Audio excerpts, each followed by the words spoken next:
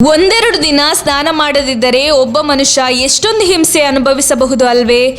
ಆದರೆ ಇಲ್ಲೊಬ್ಬ ಬರೋಬ್ಬರಿ 60 ವರ್ಷಗಳಿಂದ ಸ್ನಾನವೇ ಮಾಡದೆ ಅತ್ಯಂತ ಕೊಳಕಾಗಿ ಜೀವನ ಸಾಗಿಸುತ್ತಿದ್ದಾನೆ. ಈ ವಿಚಿತ್ರ ಮನುಷ್ಯನ ಹೆಸರು ಅಮು ಆಜಿ ಅಂತ.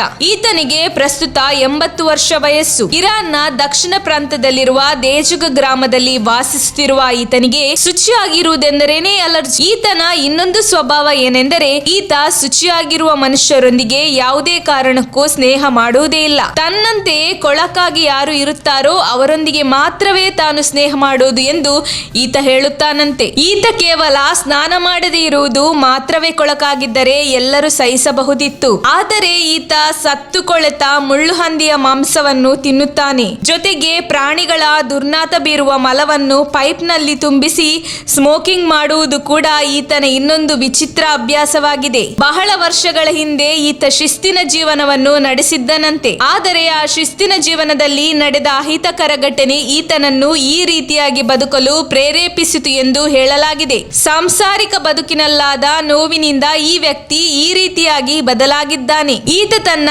ದೈಹಿಕ ಸೌಂದರ್ಯಕ್ಕೂ ಕೂಡ ಕಿಂಚಿತ್ತು ಬೆಲೆ ಕೊಡುವುದಿಲ್ಲ. ಕೂದಲು ಮಿತಿಮೀರಿತೆಂದರೆ ಕಟ್ಟಿಂಗ್ ಮಾಡಿಸಿಕೊಳ್ಳುವುದಿಲ್ಲ. ಗಡ್ಡ ಉದ್ದುದ್ದು ಬೆಳೆಯುತ್ತೆಂದರೆ ಕೂದಲು ಮತ್ತು ಗಡ್ಡವನ್ನು ಬೆಂಕಿಯಿಂದ ಸುಟ್ಟು ನಾಶ ಮಾಡುತ್ತಾನೆ. ಈ ಮನುಷ್ಯ ಇಷ್ಟೊಂದು ಕೊಳಕಾಗಿದ್ದನೆಂದರೆ ಈ ಮನುಷ್ಯ ಎಷ್ಟೊಂದು ನೋವು ಅನುಭವಿಸಿರಬೇಕು. ಜೀವನದಲ್ಲಿ ಕೆಲವೊಮ್ಮೆ ಬರುವ ನೋವುಗಳು ಎಂತಹವರನ್ನು ಬದಲಾವಣೆ ಮಾಡಿಬಿಡುತ್ತದೆ. ಹಾಗೆಯೇ ಅಮು ಆಜಿಯ ಕತೆ ಕಂಡು ನಾವು ನಗುವ ಬದಲು ಜೀವನ ಎಂದರೆ ಏನು ಎಂಬುದನ್ನು